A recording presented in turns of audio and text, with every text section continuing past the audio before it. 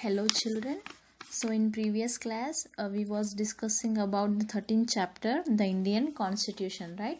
So up to the Constituent Assembly topic we have finished. Not half we finished. So the continuation part of this topic we will discuss now.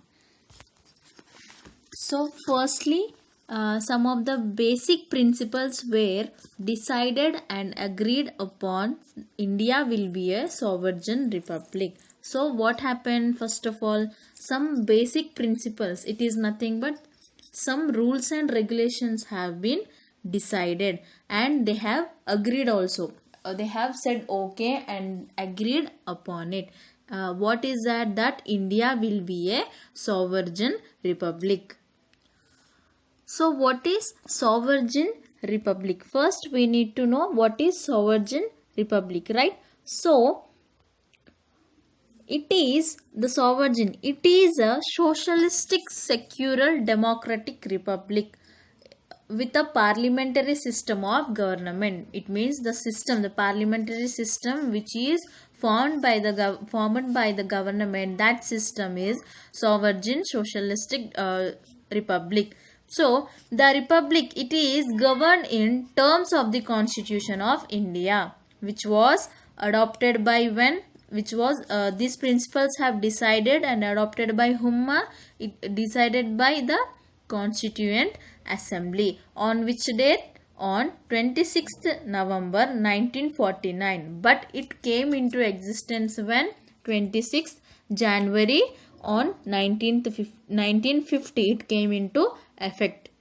And this will have within the several states with all the powers, and it will be democratic and it will be equal. It has all the freedom to all the equal citizens, that the interest of the minorities and tribals and depressed classes will be safeguarded. So, in our India, it will work for world peace and welfare of the mankind. So, this is called as what? We can call it as what? The objectives resolution. And after that, it have been moved by whom? The Jawaharlal Nehru. He was the first Prime Minister of our India. So, these became the guiding principles for the drafting constitution. Then the drafting committee, it is started by whom?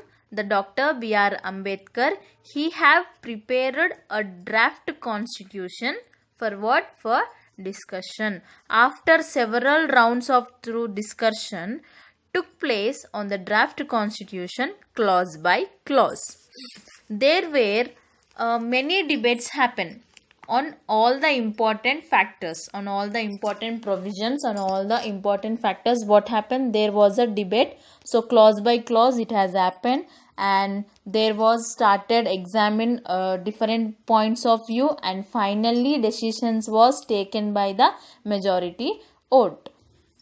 So here the discussion was happened by the first of all the drafting committee. It is chaired by whom? The started by whom? Dr. B.R. Ambedkar. So he have keeping one of the discussion. So according to that discussion, what happened? The debate has happened. So clause by clause they have discussed everything, and finally the majority amount of people who will say that it has been taken the decision at finally, and more than 2000 of amendments to the draft constitution were considered. So finally how many? 2000 of amendments it has given in the draft constitution, and they have considered, and the members deliberated for 114 days spread over the 3 years here.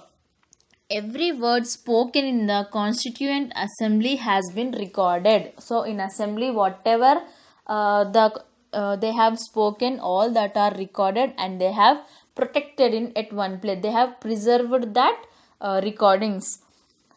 So these are called what? Constituent assembly debates. We called it as what? Constituent assembly debates.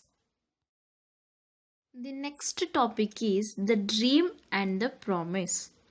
So let us begin by understanding what the overall philosophy of what our constitution is all about. So first we need to understand what is our constitution, what it has written in our constitution. We have to understand, right?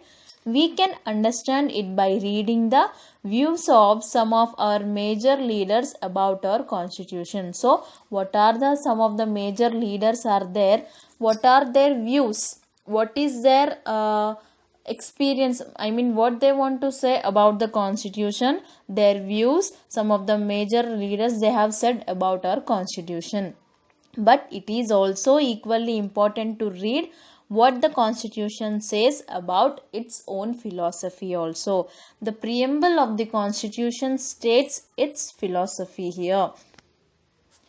So some of you may have noticed a name, it's missing from the sketches of the makers of the constitution. What is the name? Are you thinking that one name is Dr. B.R. Ambedkar name is came, Jawaharlal Nehru name is came till now, but one name it is looking like it is missing. What is that? Mahatma Gandhi. But why it is missing means he was not a member of the Constituent Assembly.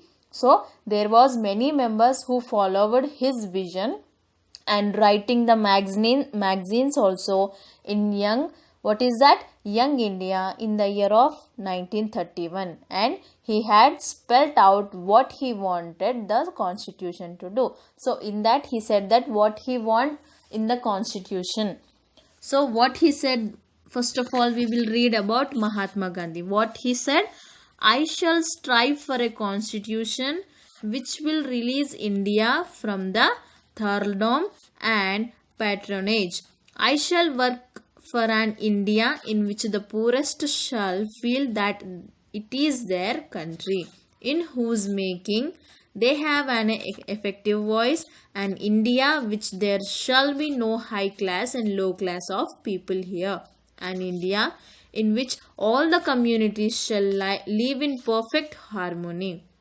There can be no room in such an India for the curse of untouchability or the curse of the intoxicating drinks and drugs.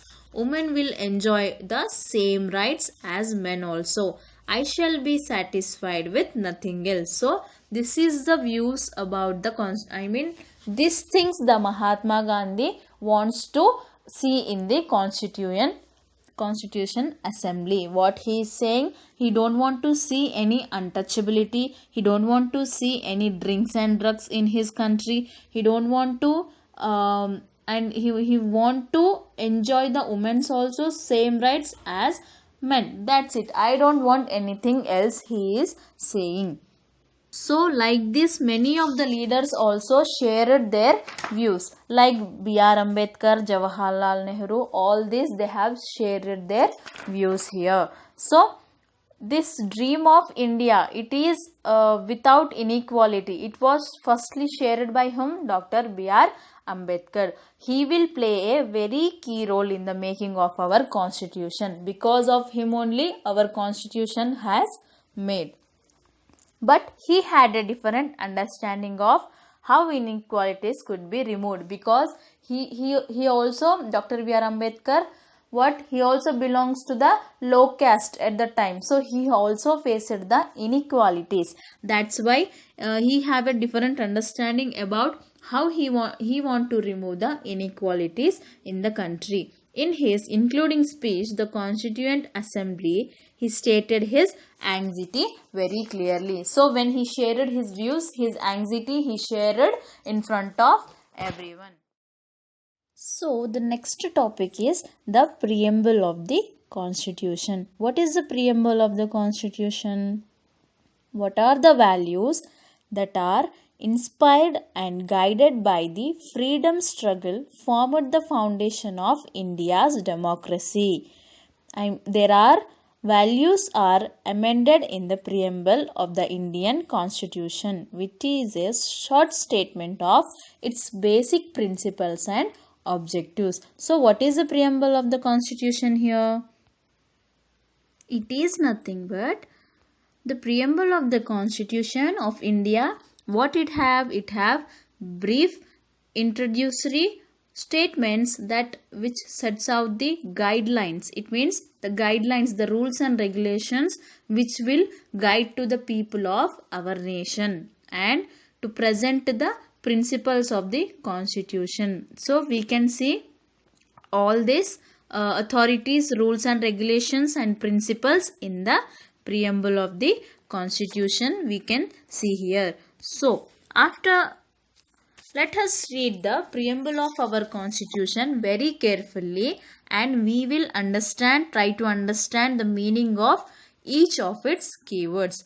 Think some of the examples in the context of each of the terms mentioned here.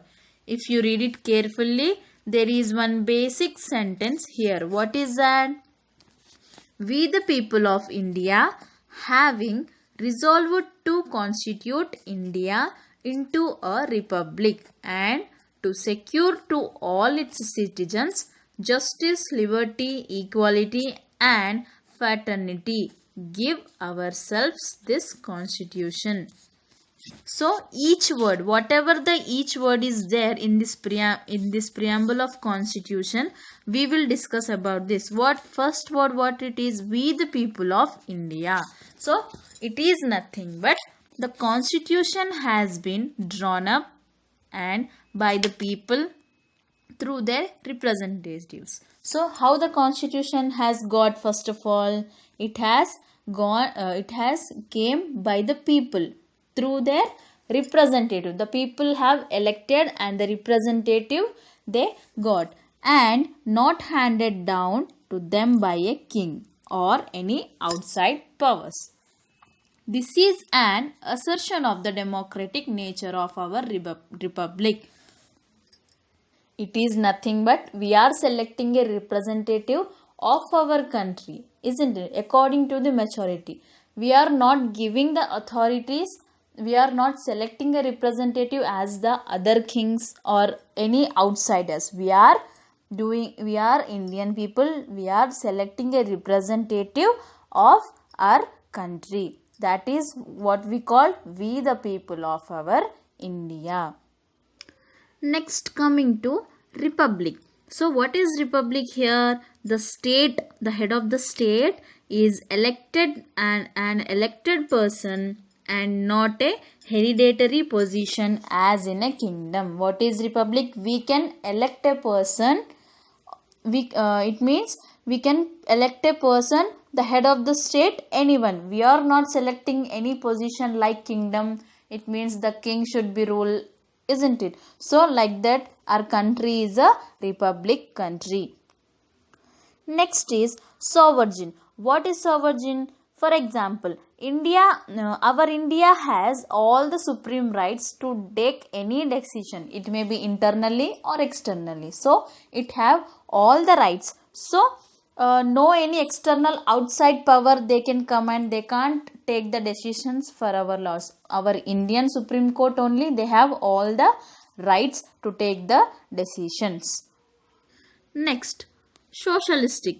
So the wealth is nothing but money. The wealth is generated socially by all through their work. So according to their work, all should get share. It will be shared equally by all.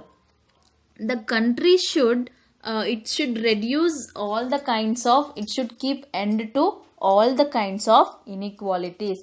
All the people of India should believe in a socialistic society with everything. They should end all the inequalities here. Secular. Next, secular is nothing but the government will run on the base, it will not run on the basis of any religion. It means the government will not see any religions. All the religion people are equal before our government. So citizens will have complete freedom to follow any religion or no religion at all also, no problem. So the government will be favored to any religion. They don't have any inequalities. Coming to democratic, our Indian country is a democratic country, we all know. So a form of government, in the form of government, the people will enjoy all the political rights. It means they will elect one person as a representative For what purpose? To make the laws and to run the government. They will hold the representatives accountably. So our country is a democratic country. Coming to justice. What is justice? All citizens who are there in our country, they should get what is their due in determining what is due to them. No discrimination will be made on account of their birth. It means all the citizens have equal justice. No one should point out on their birth or caste or community or female or male or beliefs, religions, political opinions, rich and poor, wealth, status. In all these conditions, no one should be do the discrimination to the people here. The government, however, it may take special steps must to protect the who have been historically wronged. Who have been historically wronged here before? Due to the caste or gender or communal discrimination happened. No, in previous, when the constitution is not came, there used to be many discriminations due to the caste or inequalities showing between the gender. So that it should not be there. The justice is equal for everyone. Coming to equality, our constitution does not promise equality in all respects, like what? Income or property. Just in our government will show equality in everything. It means men and women, all in everything it will show equalities, but our government is not promised to show the equality in what? Income and property. It means according to different professions, they have different incomes. So the government can't promise that everyone will get this much amount of income, right? So the government did not promise it that, but it seeks to ensure that all the people will enjoy the same statuses here. That is, everyone will be governed by the same laws. Each and rich or poor people, whoever it may be, they will be ruled by the equal laws. The laws are equal for every person. Secondly, it promises equality. It means the government will show equality among everyone, and it will also give the opportunities to everyone here. Next, coming to liberty. Liberty is nothing but freedom. So in our country, there are no any unreasonable restrictions to the citizens. Every people have, all the religions have equal freedom, and religion, they wish to follow or not follow, but they wish to express their thoughts, and the way they wish to follow up their thoughts in action, they will come together, form associations or parties. But the liberty, the freedom is equal to everyone. There are no any restrictions on the citizens. Last is fraternity. Fraternity is nothing but it is just building a bonding and unity among the people all over the country, and no one should treat a fellow citizen as inferior or as any alien stranger. No one should treat each other as a strangers. So besides the preamble, our constitution has a section called what?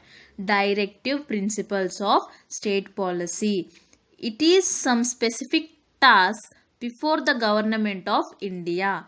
Before, when the government is formed in our India, so it is before what it is there, the Directive Principles of State Policy. The universal literacy, and what it have, these are universal literacy and education, protection of environment, and reducing income inequalities, etc. These are the principles which should guide the government. So we cannot file any cases in the courts if we feel that governments are not following them. So we can't keep cases upon the government only. No, the government is not following, we can't keep upon them only. To ensure all these ideals become real for all the people. So the constitution has a chapter guaranteeing what? fundamental rights. The fundamental rights have to, each and every citizen have the fundamental rights. It will coming in your few further classes. Okay, so unlike the directive principles of citizens, it can take help from court in the case their fundamental rights are denied and violated here.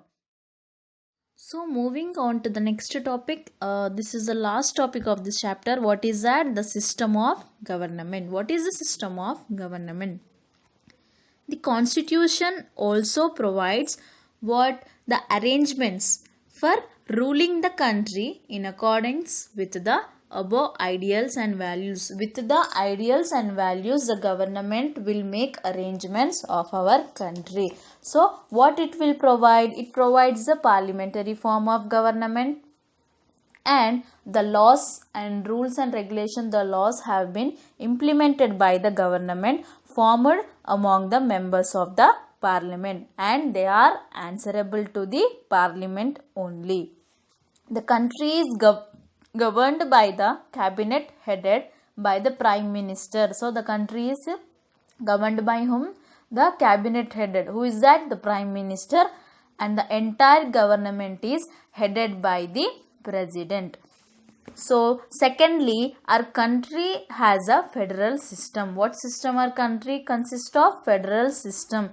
It means the entire country is considered to be a union of smaller states. It means the government will divide these functions between the central government and the state government. The central government is answerable to the parliament, and the state government is answerable to the own state only. So for example, the central government have laws, rules. What the central government has? Controlling the army, railways, all this comes under the central government. So while coming to the state government, what are the laws regarding? They will look after the police, road transport, schools, etc. All this comes under the what? The state government. So the central parliament has two houses. What is that? First one is Lok Sabha and second one is Rajya Sabha. With the Lok Sabha is elected by all the people of India. The member of Rajya Sabha are elected by the state assemblies. So two houses, right? So Lok Sabha and Rajya Sabha. So Lok Sabha members will elected by whom? By our only, by the people only, people of India. But coming to Rajya Sabha, they are not elected by the people, they are elected by the state assemblies. In assemblies they will give the votes, then they will selected as a representative. The states will play a role even in making laws in the central government here. So our country has three levels of democracy. What is that? At the country level we have parliament, and the state level we have state assemblies, and district level we have local governments. Local governments known as what? The Panchayat Raj system. So like this, three levels of democracy is there. What is that? It is to ensure that people have maximum opportunity. For what purpose? To participate in managing all the public affairs of the country. And our constitution also provides what? The judiciary. It means the law of courts. Judiciary is nothing but, in the sense, the law of courts. The judiciary and auditor general, supervisors, expenditures of the government, election commission, free fair elections. All this it is coming in the our constitution. So these are expected to function independently of the governments and report directly to the president only. We are not involved, people will not involve in that. So finally the constitution is a living and changing document. Those who made the Indian constitution, they felt that it has to be in accordance with the people aspirations and changes in the society. So whoever this constitution has written, who written? The Dr. B.R. Ambedkar. What they felt that the people's aspirations and according to this constitution, the society have to change. The changes should come in the society. They did not see as it's scared or static and unletterable law. They have made many provisions to incorporate the changes from time to time here. These changes are called what? Constitutional amendments. What it is called? The constitutional amendments. The constitution have the procedures of what? Changing or amending the constitution itself. So till the year of 2013, our constitution has amended 99 times. So downside the photo, what it is showing? The photo shows the following persons. What they are doing? They are the from right to left here in the picture. The right to left. Jai Ramadas, what he is doing? He is a minister for the food and agriculture. So Rajkumari Amrit Kaur, she is a health minister, and John Mathai, he is a finance minister, and Sardar Vallabhbhai Patel is deputy prime minister, and behind him the Jajivan Rao, he is the labor minister. What they are doing in the picture? They are signing as their positions. Okay, so by this the chapter, the Indian Constitution has finished. Okay, so we will start the next chapter in next